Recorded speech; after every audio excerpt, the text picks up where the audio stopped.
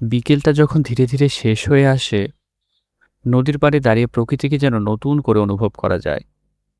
একদিকে শান্ত নদী, নদীর বুকে ধীরে বয়ে চলা স্রোত, আর অন্যদিকে ব্যস্ত একটি ব্রিজ, যেখানে প্রতিনিয়ত ছুটে চলছে মানুষ, গাড়ি আর জীবনের গল্প। ব্রিজের কোলাহলের মাঝেও নদীটা যেন নিজের মতোই শান্ত।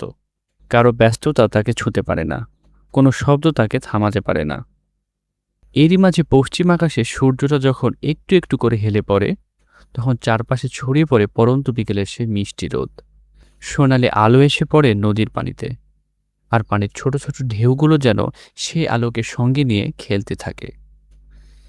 কিছু মুহূর্ত এমন হয় যেখানে কোথাও যাওয়ার তাড়া থাকে না, কিছু পাওয়ারও থাকে না, শুধু চুপচাপ দাঁড়িয়ে প্রকৃতিটাকে উপভোগ করতে ইচ্ছে করে।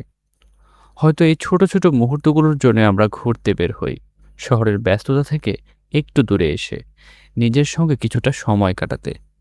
এক পাশে মানুষের কোলাহল, অন্য পাশে নদীর নীরবতা, আর মাঝখানে দাঁড়িয়ে মনে হয় জীবনটা আসলে এমনই, কিছুটা ব্যস্ত, কিছুটা শান্ত, আর কিছুটা সুন্দর স্মৃতিতে ভরা। এই পরন্ত বিকেল, এই শান্ত নদী, আর এই ব্যস্ত ব্রিজ হয়তো আজকের মতো চলে যাবে, কিন্তু এর অনুভূতিটা থেকে যাবে অনেক দিন। কারণ কিছু দৃশ্য শুধু চোখে দেখা যায় না, মন দিয়েও অনুভব করতে হয়।